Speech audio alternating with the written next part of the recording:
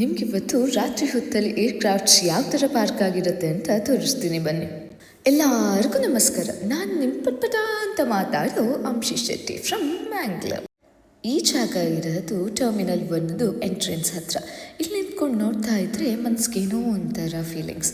ಯಾಕೆ ಅಂತಂದರೆ ಆಲ್ಮೋಸ್ಟ್ 3 ವರ್ಷದ ಹಿಂದೆ ನನ್ನ ಸೀನಿಯರ್ ಒಬ್ಬರು ನಾನು ಜಾಯ್ನ್ ಆಗಿದ್ದ ಟೈಮಲ್ಲಿ ಇಲ್ಲೇ ಬಂದು ಏರ್ಪೋರ್ಟ್ ತೋರಿಸಿದ್ರು. ಸರಿ, ಇವಾಗ ನಾವು ನಿಮಗೆ ನೈಟ್ ಹೊತ್ತಲ್ಲೂ ಏರ್ಕ್ರಾಫ್ಟ್ಸ್ ಯಾವ ಥರ ಪಾರ್ಕ್ ಆಗಿರುತ್ತೆ ಅಂತ ತೋರಿಸ್ತೀನಿ ಬನ್ನಿ. ನೋಡಿ ನೋಡಿ ನೋಡಿ, ಶಿಸ್ತಾಗಿ ಲೈನಲ್ಲಿ ಪಾರ್ಕ್ ಮಾಡಿರೋ ಇವುಗಳು ಕೂಡ ಬಸ್ಗಳೇ. ಆದರೆ ಈ ಸಲ ರೋಡಲ್ಲಿ ಹೋಗೋ ಬಸ್ಸಲ್ಲ, ಮೇಲ್ಗಡೆ ಹಾರೋ ಏರ್ ಬಸ್ಗಳು. ನೈಟಲ್ಲಿ ಸಿಗೋ ಒಂಚೂರು ಬ್ರೇಕಲ್ಲಿ ಈ ಜಾಗದಲ್ಲಿ ಬಂದು ಏರ್ ತಗೊಳ್ಳೋಕ್ಕೆ ಒಂಥರ ಚೆನ್ನಾಗಿರುತ್ತೆ. ಯಾಕಂತಂದರೆ ಸುತ್ತ ನಿಂತಿರೋ ಏರ್ ಕ್ರಾಫ್ಟ್ಸು ಇವನ್ನೆಲ್ಲ ನೋಡ್ತಾ ಇದ್ದರೆ ಮನಸ್ಸಿಗೊಂಥರ ಚೆನ್ನಾಗಿ ಅನಿಸುತ್ತೆ. ನೋಡ್ತಿದ್ದಂಗೆ ಆಲ್ಮೋಸ್ಟ್ ಬೆಳಿಗ್ಗೆನೂ ಆಗೋಯಿತು.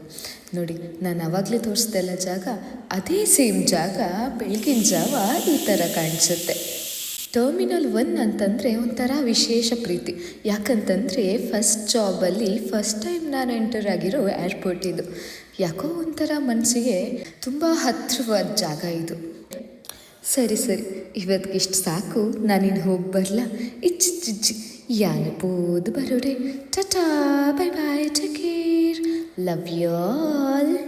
ಈ ಸಲ ಹೋಗಿ ನೆಕ್ಸ್ಟ್ ಟೈಮ್ ಬರೋ ತನಕ ಎಲ್ಲರೂ ಇದೇ ರೀತಿ ಪ್ರೀತಿ ತೋರಿಸ್ತಾ ಇರಿ. ಬಾಯ್.